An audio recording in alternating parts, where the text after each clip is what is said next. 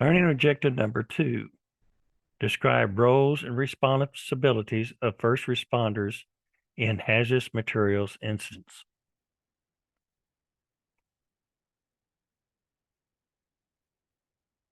First responders must possess skills necessary to address incidents involving hazardous materials in a safe and effective manner. They must understand the role they play in these incidents and their limitations. When you cannot proceed any further, doing nothing might be the best course of action.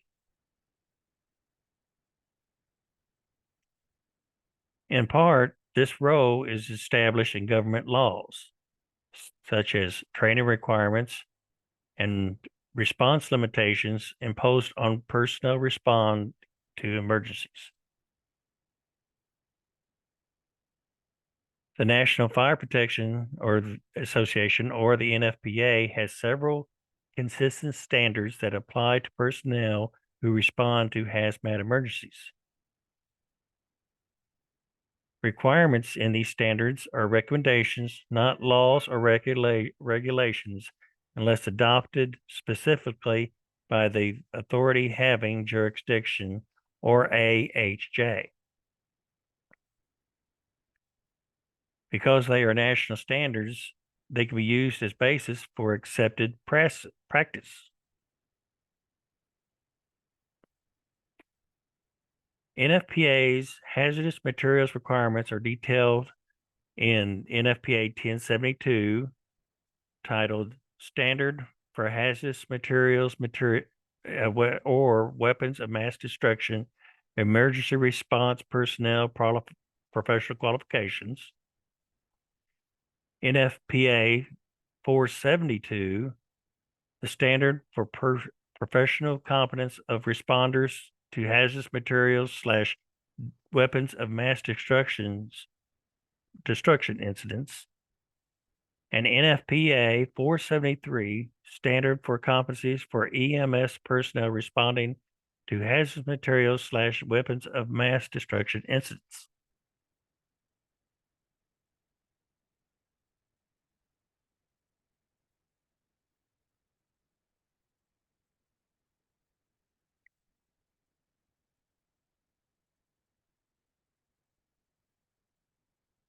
NFPA 1072 and 472 identify 3 training levels that are addressed in this manual: awareness, operations, and operations mission specific.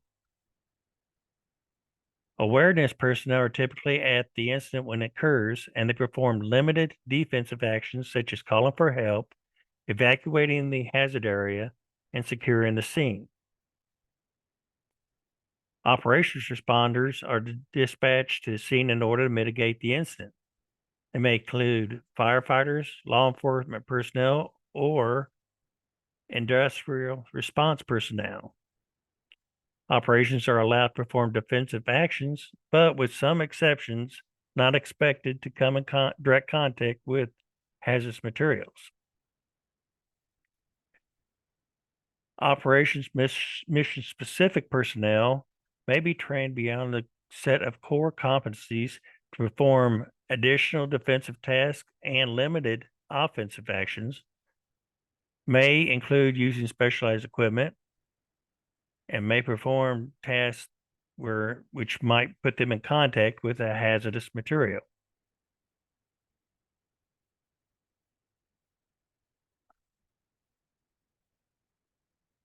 The NFPA also identifies response personnel who perform more complex operations at hazmat incidents. A hazardous materials technician performs offensive tasks, including controlling releases at hazmat incidents, and may supervise activities of operation level responders. Hazardous material technician specialist provides additional expertise in areas such as radiation, monitoring or detection equipment, or certain container types. Hazardous material incident commander manage the incidents by making command decisions used to utilize resources, and determine strategies and tactics to mitigate emergency. Hazardous material officer manages the hazmat personnel and operations under the direction of the incident commander. Hazardous material safety officer ensures recognized safe practices are followed, and specialists provide expertise in specialized areas such as chemicals, processes, containers, or special operations, and typically act in an advisory capacity. At complex hazmat incidents, first responders may be called to interact with responders. They may come with different levels of training or present many different agencies or represent many different agencies or interests. The incident may expand from initial response personnel to include local or regional hazmat teams, private industry specialists and or response teams, or resources from state and or national agencies. These diverse entities all play important roles. First, responders should not be surprised to see additional potential or unfamiliar resources that are called to the scene.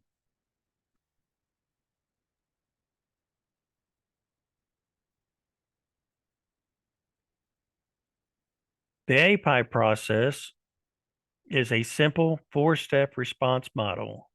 It can guide responders' actions at hazardous materials incidents, known by the acronym API or APIE, and contains steps that form a consistent problem-solving process that can be used at any incident regardless of size or complexity.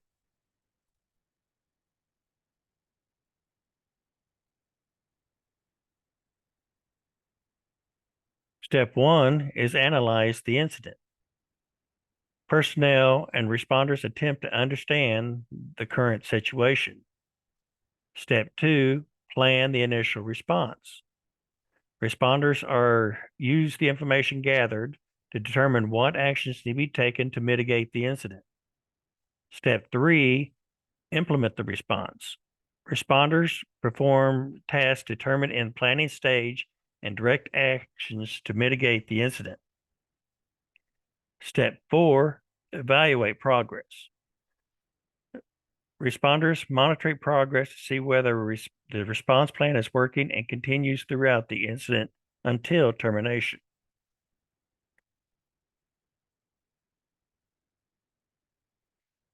Responders with different levels of training have different level responsibilities in each step. For awareness, personnel and operations responders may have limited responsibilities at hazmats. Not all aspect of the API is addressed at these levels. As responsibilities increase, so do the components of API.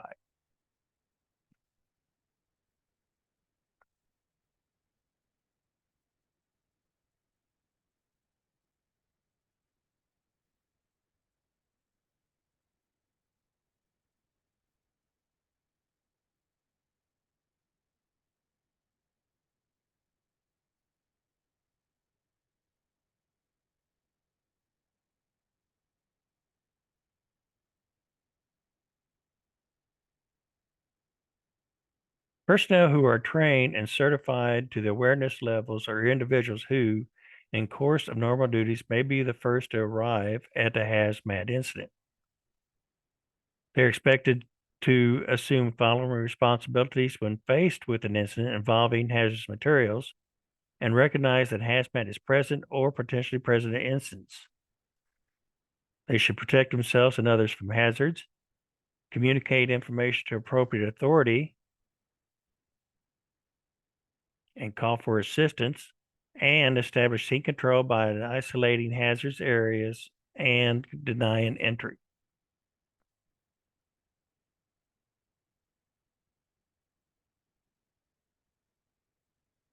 In analyzing the incident, awareness personnel must always exercise situational awareness and be aware where they are and what's around them. Many clues can help awareness personnel recognize the hazardous materials may be involved in incidents by location, container shape, trash, transportation or facility markings, or metering devices, and other sensory inputs such as odor, taste, and appearance.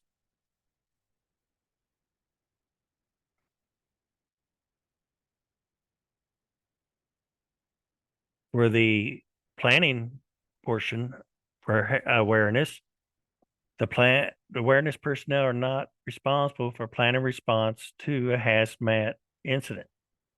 SOPs and SOGs or other predetermined procedures may provide awareness personnel with initial actions they should take in event of emergency.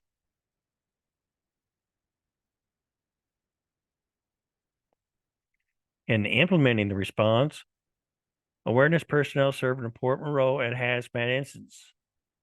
Sometimes initial actions can affect the course of an incident for better or worse.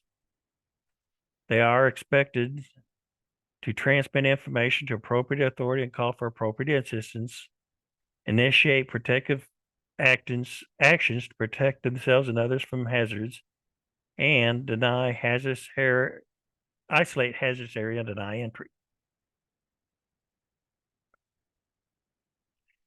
In the evaluating progress, awareness personnel are not expected to evaluate the incident response, but they should relay info about the incident or status to appropriate authority.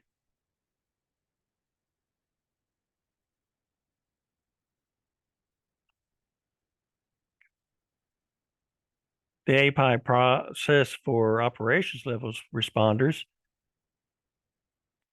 Responders are operations responders who are trained and certified at that level to respond to hazmat releases as part of their normal duties and are expected to protect individuals, environment, and property from the effects of a release in a primarily defensive manner. Responsibilities of first responders at operations level include awareness level responsibilities.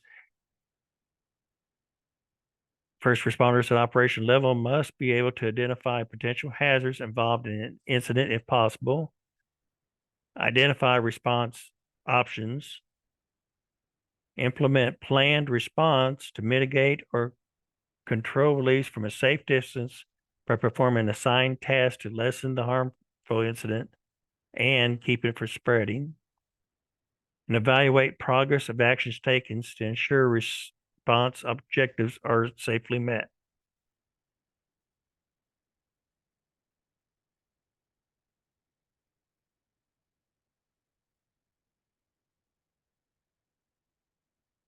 In analyzing the incident, operations level responders expected to identify potential hazards at incidents, including but not limited to the type of container involved, the hazardous material involved, hazards presented by the material, or the potential behavior of material.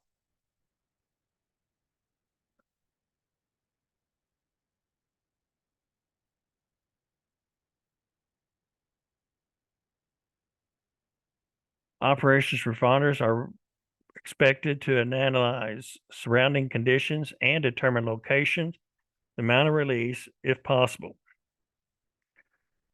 Once they have an understanding of material involved and hazards present, they can begin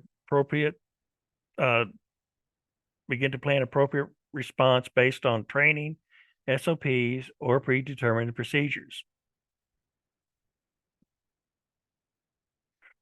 In planning the response, operations personnel must be able to identify response options for hazmat incidents. They are not responsible for planning actual response. They must understand tasks they are asked to perform and why, and in order to protect themselves, must be aware of safety precautions, suitability of personal protective equipment available, and emergency decontamination need.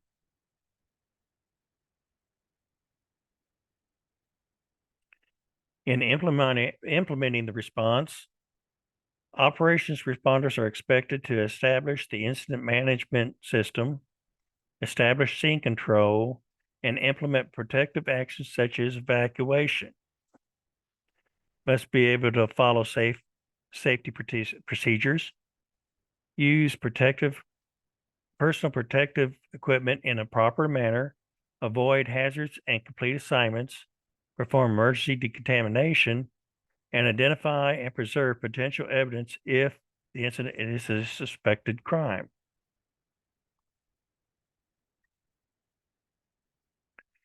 In the evaluating process, emergency level responders are expected to evaluate progress of assigned task, and responders must report this information to a supervisor or other appropriate authorities so action plan can be adjusted later if necessary.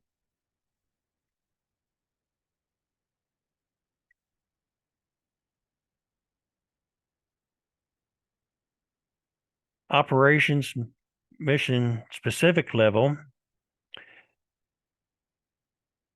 the personnel may be trained to perform mission specific tasks that fit into the API process.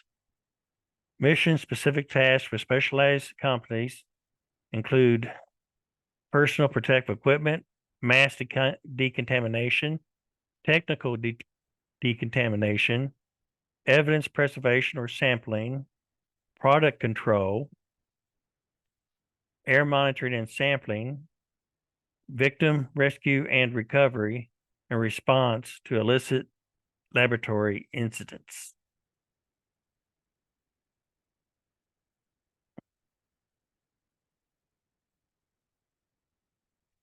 This concludes objective number 2.